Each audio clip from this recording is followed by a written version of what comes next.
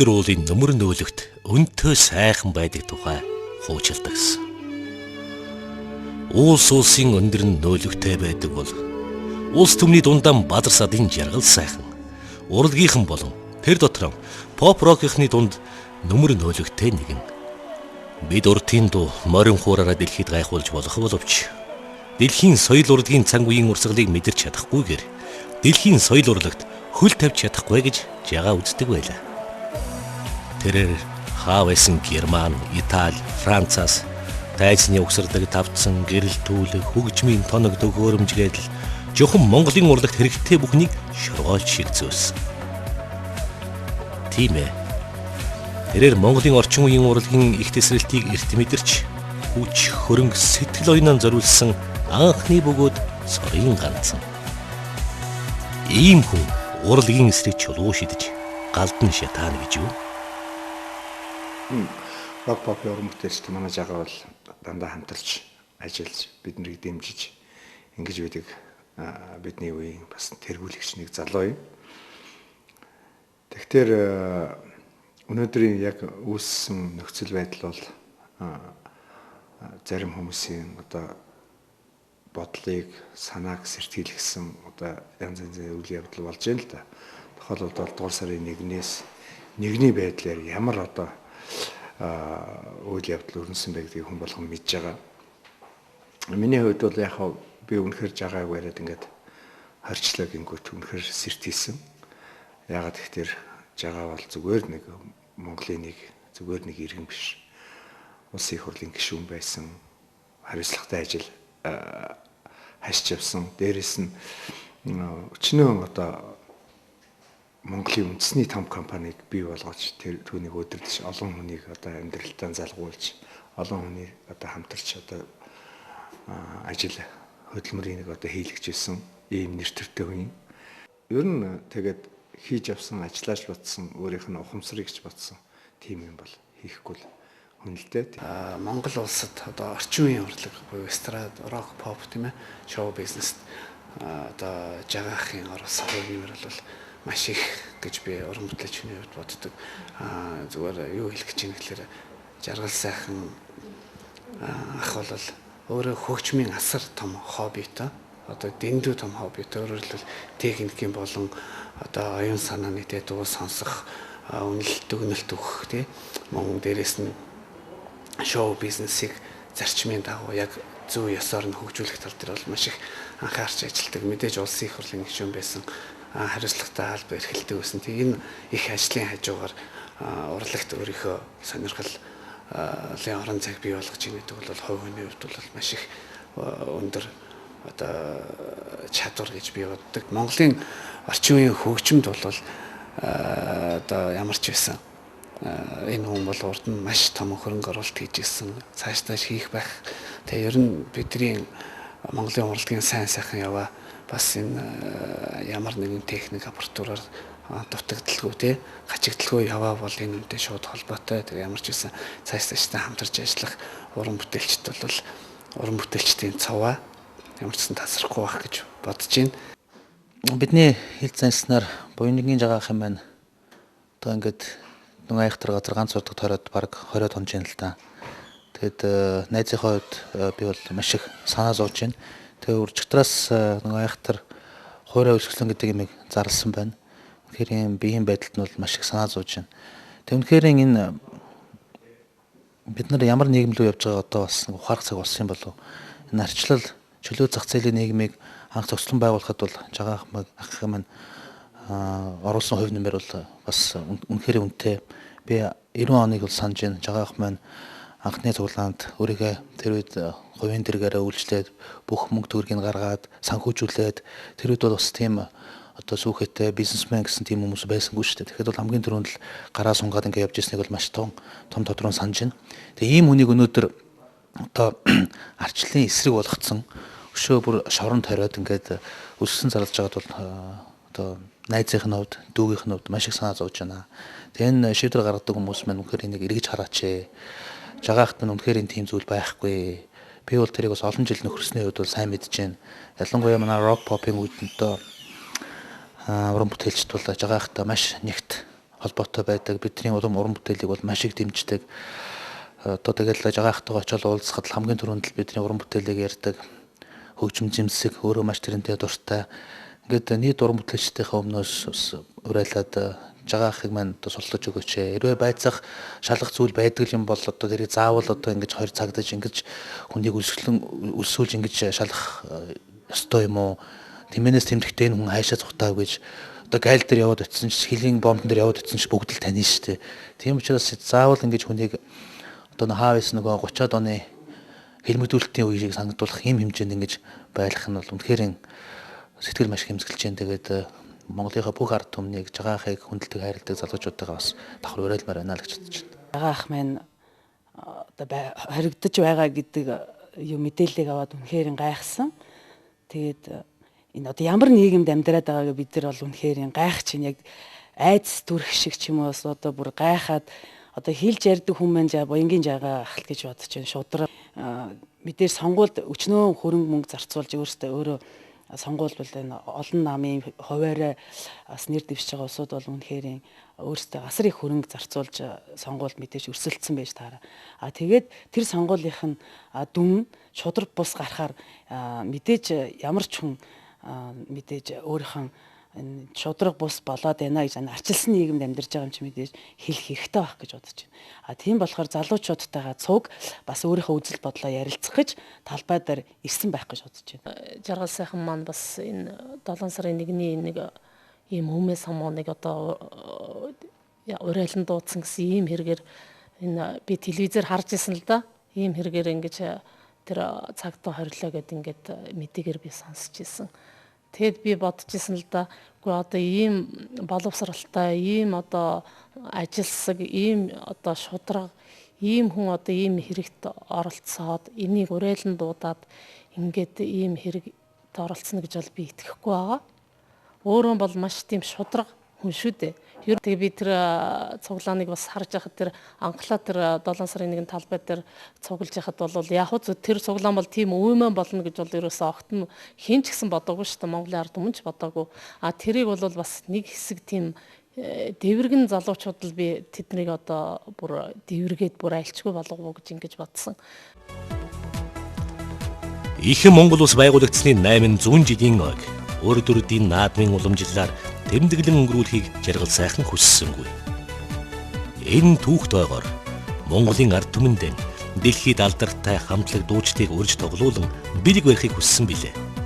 Тэгээд ч хэлсэндээ хүрч Германы Чингис хаан скутер хамтлаг, Английн алдарт Скорпионс хамтлаг, Оросын алдарт дуучин Филипп Киркоров, Маша Распутина болон Япон, Унгарын орчин үеийн хамтлагуудыг авчирч залуу улсын цөсийг хөргөж байсан нь саяхан.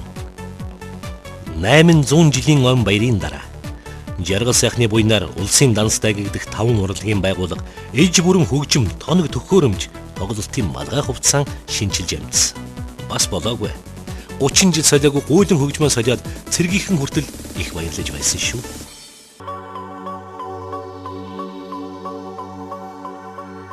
Урлагт дэндүү илэгтэй энэ хүн гинтхэн дэсэрч дэлбэрэх бензин шатхуун бариад алтан үеийн гал голомт руу чулуу шиднэ гэж юу? Та боддоо. 7 сарын 1-ний өмнөний самууныг Базар садын жаргал сайхан зохион байгуулж гинэ. Хятад ачааны машин дүүрэн чулуу ачаад хүмүүс тарааж өгж гин. Шатхуун ховордоод байсан чинь мань хүн галдан шатаах гээд тоон бензин хадгалж байсан гин. Ийм үгэнд та итгэнэ гэж юу гэж бүгд найрамдах намынхан өнгөрсөн хэд хоногт жирийн ард иргэдээс санал асуулга асууж гарын үсэг цуглуулсан юм. Сонгуулийг эсэргүүцээд ард түмэн босоод тэр жоохон сүулдэ хурцтмал байдалд орсон үнэн боловч тэнд жаргал сайхан тэднийг нэг дурхраад л янз бүрээр ивент тэтгээд ингэсэн гэж би бол хувьдаа бодохгүй байгаа. Тэгэхээр би миний хувьд бол одоо тэр арчлыг л үнэндээ нухчин дарахал ямар нэгэн байдлаар л одоо нухчин дарахад дараа л одоо сонгуулаад өөрснийхээ талд л авлаа шүү энэ 2 том ном чинь тийм ээ. Жаргал сайхан даргын хувьд бол бас тийм их буруу юм хийдэггүй хүн шүү дээ. Өөрөө чадaltaй бизнесмен хүн хуралд орооч гэсэн чадлаараа юм хийлэгдэхгүй шүү дээ. Хүнийг ерөөсөө юм нь хийлэхгүй л байгаа юм чинь. Тэгэхээр зэрэг би жаргал сайхан даргыг болоод ингээл хориол одоо Бат Зандан Магна энэ төр яг залуу улсууд юм хий бүтээ эх орныхоо төлөө юм хий гэсэн улсуудыг л нухчин дараад байна уу гэсэн ойлголт авч байгаа би. Ер нь тэр нь ойлгомжтой байгаа шүү дээ.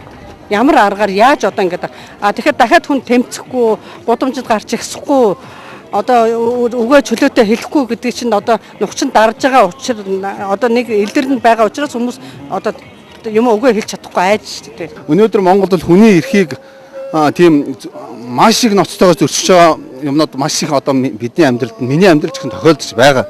Тэгэхээр хов хүний хувьд бол жаргал сайхан гэдэг улсын хурлын гишүүн асан жаргал сайхан гэдэг хүний хувьд бол яг тэр үйл явдалтай холбогдуулж одоо буруутай юм үгүй тогтоох нь бол зөв гэж бодож байна. Тэгвэл бол тэгж одоо үндэслэлгүйгээр тийм үү? Хуулийн тийм нотлохоо баримт байхгүйгээр хүнийг тэгж хатуу шанг дэглэмтэй тийм шорон оронд хорж байж тэр одоо ялт тулгана гэдгийг бол би эсэргүүцэж байна.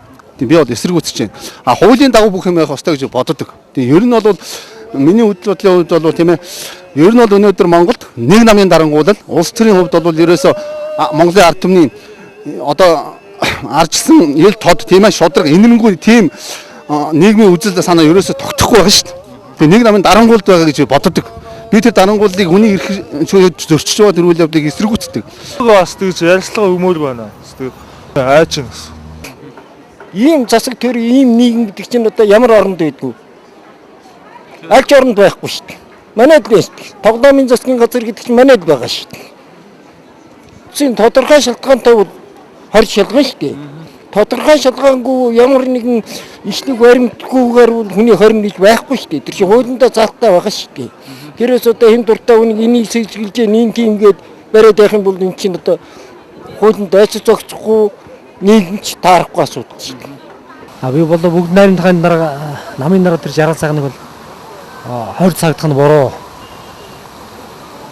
Одоо тий Монгол улсын жирийн бас л иргэн хүний хувьд гадуураа тэр хууль номын дагуу тэгээд байцаахан зүйтэй л гэж бодож байна. Урд нь бас тэгээд дуудагдаад байцаагдж байгаа л гэж ярьж байгаа сонин хэвлэлээ гарчлаас өөрөө бол цаг хугацаанд очиод тэр мэдүүлгээ өгөөд иргэн хүний үүргээ биелүүлээд явж исэн гэж би ойлгож байгаа. Тэр үнийг заавалч гэдэг 20 цагдаад шалах нь одоо юу юм?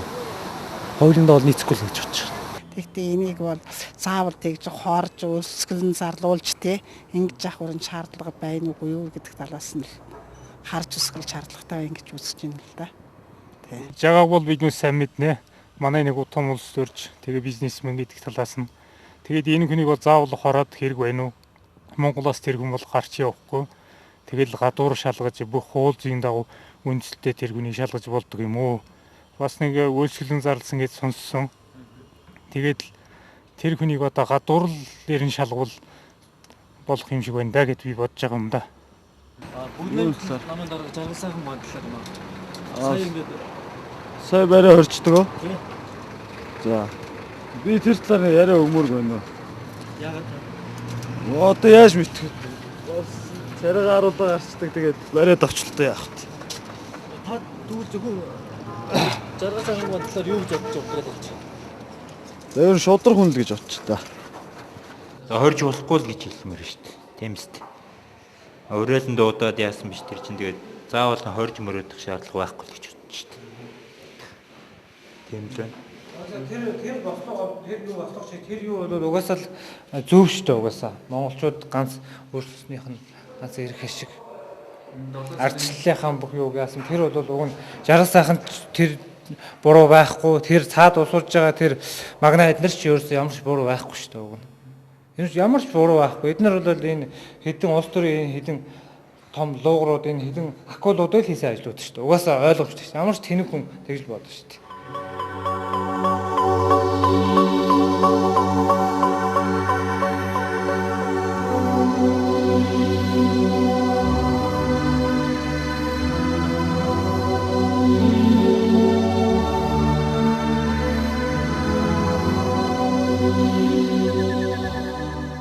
Одоо ямар нийгэмд амьдраад байгааг бид нар бол үнэхээр гайхаж байна. Бид нар ямар нийгэм рүү явж байгаа одоо бас ухаарах цаг болсон юм болов уу? Ер нь тэгээд хийж авсан, ажиллаж бодсон, өөрийнх нь ухамсарыг ч бодсон тийм юм бол хийхгүй л хүнэлтэд ягаах бол тэрхэн бол биш. Тэгээ тийм өөрөө урлаг тайртай, өөрөө тийм юу хүн байж тэр урлагийн тийм одоо байр байшин хөгжим эдрийг одоо бас үйтгэнэ гэхэд бол би итгэхгүй л байгаа. Монголын урлагийн сайн сайхан яваа бас энэ ямар нэгэн техник аппаратураар дутагдaltaгүй тий хачигдaltaгүй яваа бол энэ үнтэй шууд холбоотой. Тэгээ ямар ч байсан цаашдаа хамтарч ажиллах уран бүтээлчд бол уран бүтээлчдийн цаваа ямар ч гэсэн тасрахгүй байх гэж бодож байна. Та бүхэн тэр хүнд туслаач ээ. Энэ нэвтрүүлгийг үзэж байгаа одоо Монгол орныхаа төлөө одоо оюун ухаанаа зарцуулж байгаа сэхэтэн одоо хэм бэ ажилчин, малчин бүгдээрээ та бүхэн бүгдээрээ өөрсдийнхээ сэтгэлийг хэлж энэ хүнийг одоо гаргахад туслаач ээ гэж хэлмээр байна. Урмын 9-ийн хүйтэн жавар хавирга нэвтрүүлэх мэт улс төрийн зөвүүн жавар сэлхэссэн энэ үед буянгийн жаргал сайхан шиг нүмер нөөлөг ихтэй шулуухан шудраг хүн энэ Монголын төрд хэрэгтэйг хэлэхэд элүүдэх юм.